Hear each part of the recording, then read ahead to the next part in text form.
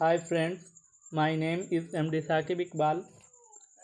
आज हम लोग 12th क्लास का एक और chapter song of myself, खुद का गीत, जिनके राइटर हैं वॉल्ट विटमैन, उसके बारे में पढ़ेंगे।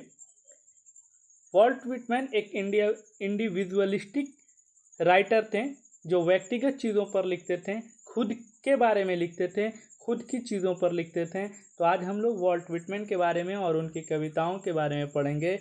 Walt Whitman was born in 1819। Walt Whitman का जन्म 1819 में हुआ एंड डाइड इन 1892 और इनकी मृत्यु 1892 में हुई। द पीपल्स पोएट, इन्हें लोगों का कवि कहा जाता है। वॉल्ट विटमैन को कैसे कवि कहा जाता है? तो लोगों का कवि कहा जाता है। Is perhaps the most individualistic literary figure. Literary figure का मतलब साहित्यकार या अलग अलग आप बोलिएगा तो लिटरेरी का मतलब साहित्य और फिगर का मतलब लेख भी कह सकते हैं ना। तो कह रहा है कि that America has ever produced. आगे इसको समझते हैं कि ये जो कवि थे ना, It is perhaps the most individualistic literary figure that America has ever produced। कह रहे इनके जैसा व्यक्तिगत साहित्यकार अमेरिका ने शायद ही पैदा किया होगा। यानी कि इनके जैसा लेख, इनकी जैसी कविताओं, व्यक्तिगत कविताओं को लिखने वाले शायद ही अमेरिका में कोई होंगे, है ना। इनके जैसा कोई भी व्यक्तिगत कविताएं नहीं लिखते थे। He began working as a carpenter before his 12th birthday। यानी कि अपनी 12वीं जन्मदिन से पहले इन्होंने बढ़ई के रूप में काम करना शुरू किया। किस रूप में? कारपेंटर के रूप में। He also worked as a printer।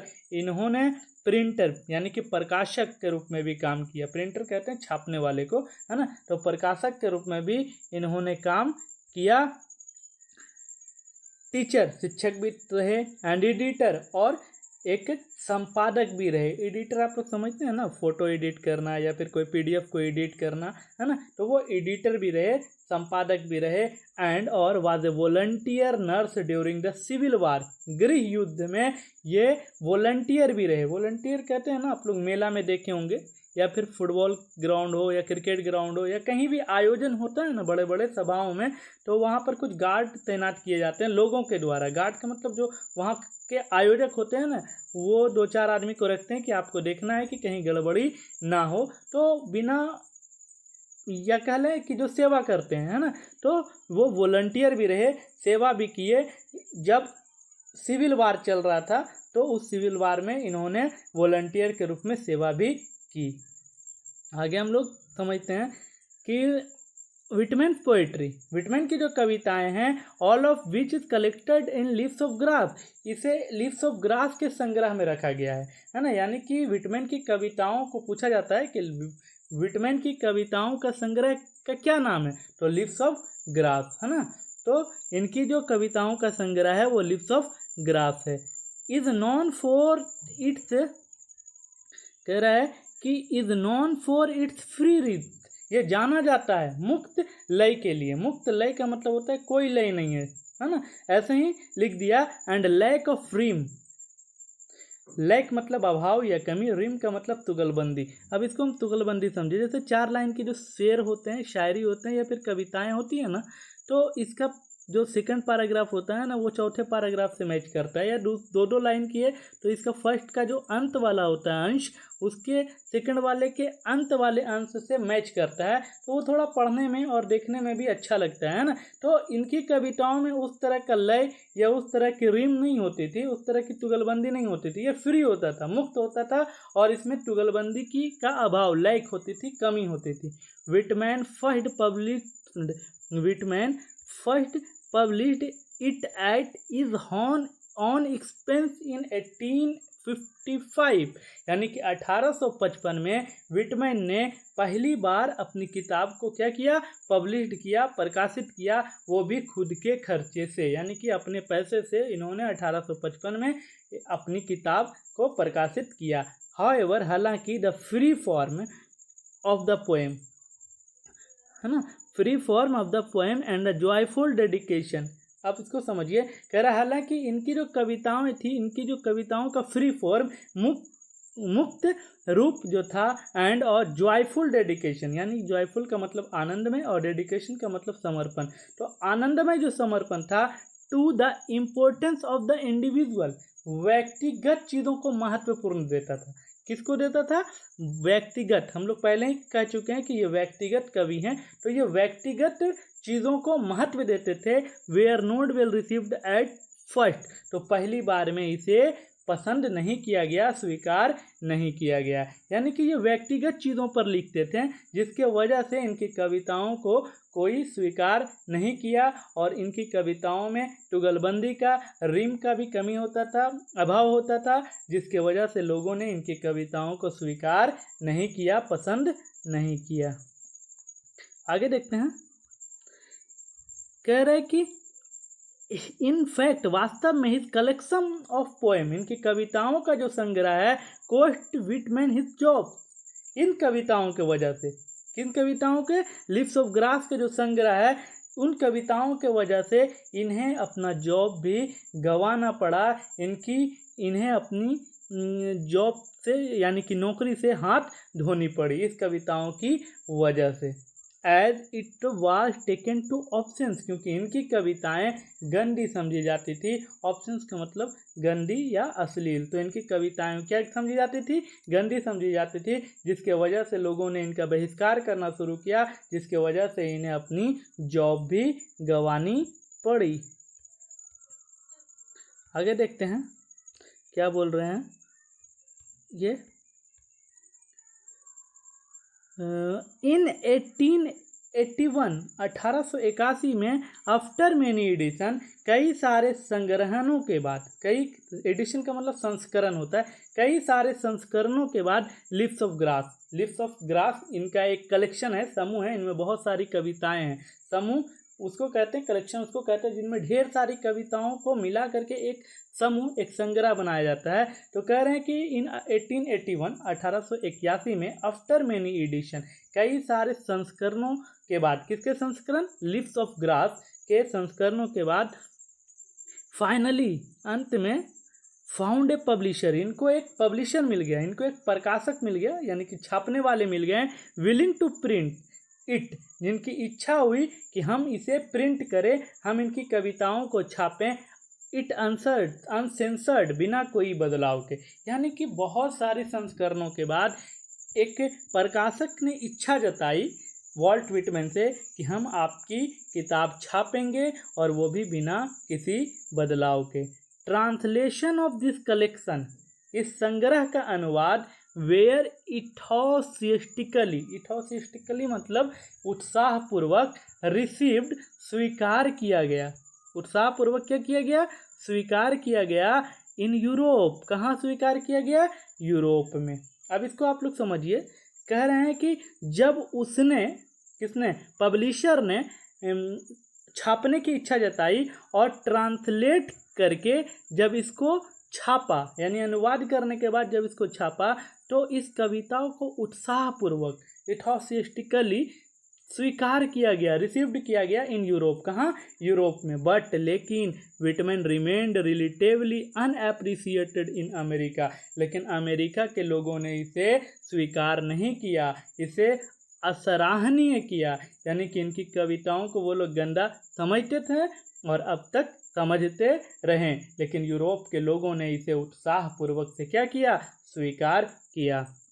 It was only after his death that he could win appreciation in America, लेकिन उनके डेथ के बाद, अब देखो उनकी मृत्यु के बाद अमेरिका के लोगों ने इसे स्वीकार कर लिया, इसकी सराहना की, यानी कि इनकी कविता अमेरिका की सराहना जीतने में सफल हुई, है ना। यानी कि जैसे ही इनका डेथ हुआ, जैसे ही वॉल्ट विटमैन की मृत्यु हुई, अमेरिका के लोगों ने एप्रिसिएशन किया, प्रशंसा की, सराहना की, यानी इनकी कविताओं ने उनका भी दिल जीत लिया।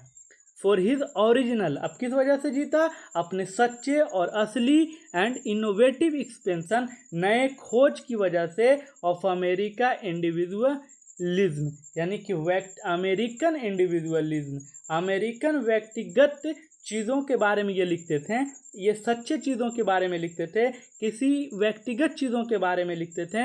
इन सब चीज़ों की वजह से इसने अमेरिका के लोगों का दिल जीत लिया, जिसके बाद इनकी मृत्यु के बाद भी अमेरिका के लोगों ने इनकी कविताओं की सराहना करनी शुरू कर दी।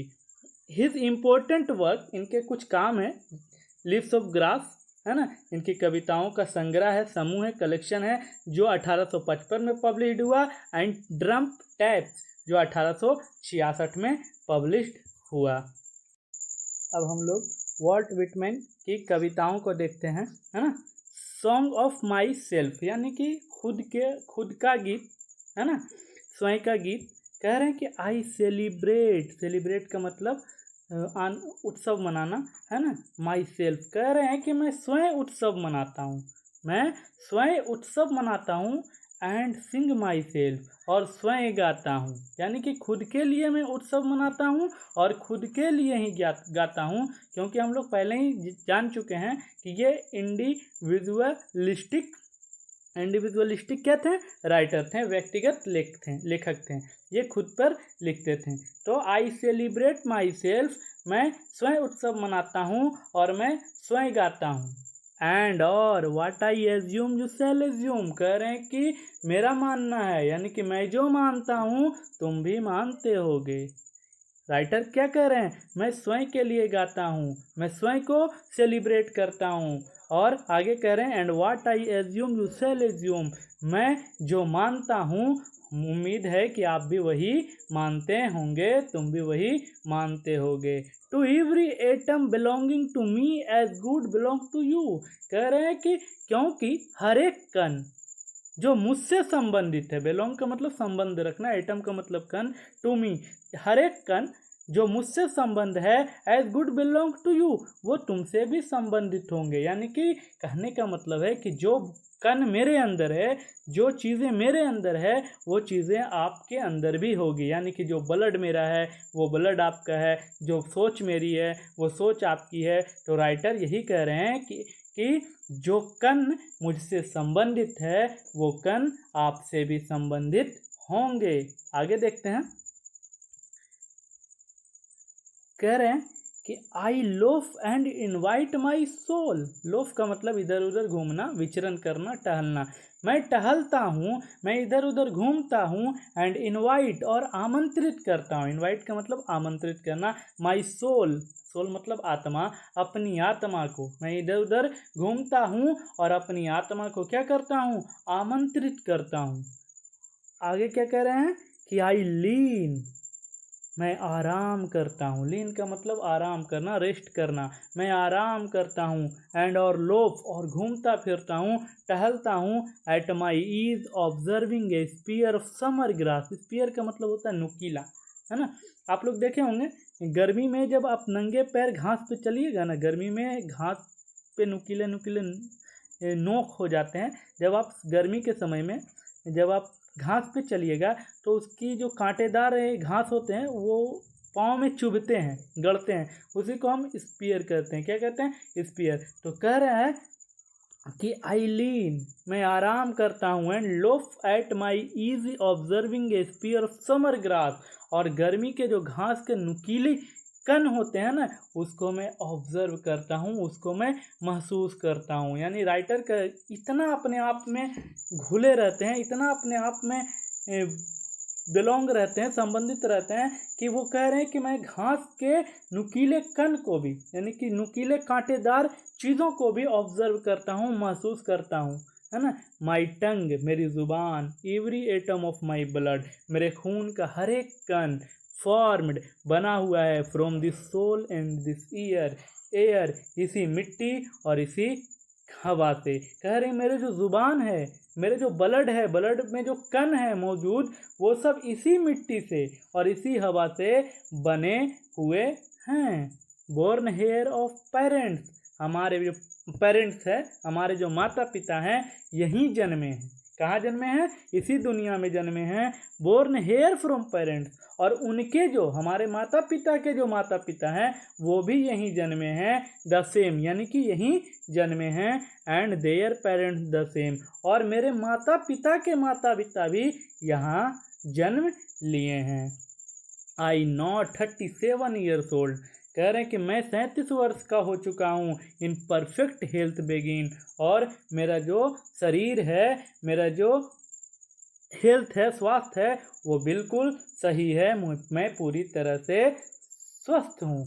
यानी कि ये पैराग्राफ में राइटर क्या समझा रहे हैं कि मैं घूमता फिरता हूँ, अपनी आत्मा को आमंत्रित करता हूँ। मैं अपने आप में इतना रहता हूँ ना कि मैं कटीलीदार घास को भी, घास के जो नुकीलेपन है उसको भी मैं महसूस करता हूँ। हमारा जो बॉडी है, जिस चीज़ों से बना है, वो आपका बॉडी भी उसी चीज़ से बना होगा। हमारा जो ब्लड है इस मिट्टी से, इस हवा से बना है। हमारी ज़ुबानें, हमारा खून किससे बना है? इस मिट्टी और इस हवा से बना है। हमारे माता पिता यहीं जन्मे, हम यहीं जन्मे, उनके माता पिता यहीं जन्मे, सब यहीं जन्म लिए। अब मैं 37 साल का हो चुका हूँ और मैं अब तक स्वस्थ हूँ। आगे कह रहे हैं hoping to cease not till death. Cease का मतलब रोकना। तो कह रहे हैं कि उम्मीद करता हूँ कि मैं मृत्यु तक ऐसा नहीं रहूँगा। मैं मृत्यु तक इसी स्वास्थ्य को, इसी तरह स्वस्थ नहीं रहूँगा।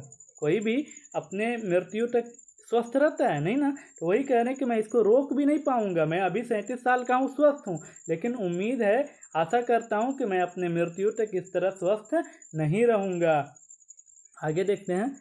क्रीड्स का मतलब पंथ होता है, यानी कि धार्मिक चीज़ें से जुड़ी हुई चीज़ों को।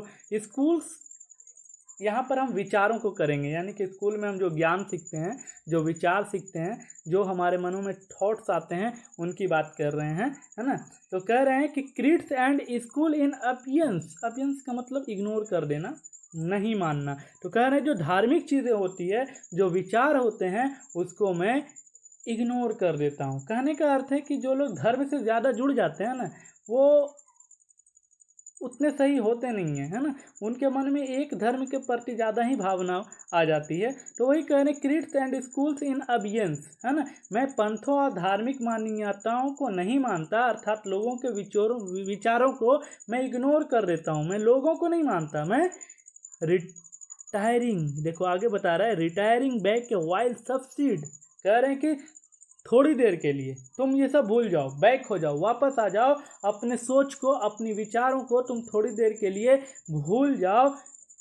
व्हाट दे आर, जो भी तुम सोचते हो, उस सोच को तुम थोड़ी देर के लिए भुला लो, वापस आ जाओ। बट नेवर फॉरगेटन, लेकिन तुम उसे भुला नहीं सकते।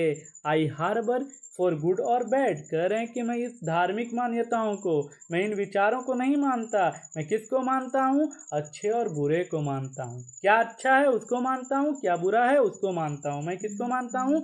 अच्छे और बुरे को मानता हूँ। आई परमिट, मैं इजाज़त देता हूँ। आई परमिट, मैं इजाज़त देता हूँ, अनुमति देता हूँ। टू स्पीक, बोलने की। एट एवरी हज़ार्ड, हर खतरे पर मैं बोलने की इजाज़त देता हूँ। Nature without check with original energy, यानी कि प्रकृति बिना जांच के जो वास्तविक ऊर्जा के साथ बह रही है, उसको बहने दो। नेचर जिस तरह से ऊर्जा के साथ काम कर रही है, उसको करने दो। आप भी उसी तरह का काम करो जिस तरह नेचर कर रही है, आप भी उस तरह का ही काम करो। ओरिजिनल एनर्जी को बिना चेक के आप उसे बहने दो, चलने दो, है ना। यानी कि राइटर इसमें समझाने की बात कर रहे हैं कि मैं अच्छे और बुरे को मानता हूँ। मैं विचारों को और पंथों यानी धार्मिक मान्यताओं को नहीं मानता हूँ। इन सब चीज़ों को, जो हमारे मन में विचार आते हैं, उसको आप भुला दीजिए, लेकिन आप भूल नहीं सकेंगे। मैं सिर्फ और सिर्फ अच्छे और बुरे को मानता हूँ। मैं हर एक खतरे पर बोलने की इजाज़त देता हूँ, और इन बिना चेक किए प्रकृति की एनर्जी को बढ़ने देता हूँ। उस एनर्जी के साथ मैं भी आपको काम करने की इजाज़त देता हूँ। ये वॉल्ट विटमैन का पोएम था। उम्मीद है आप लोगों को समझ में आया होगा।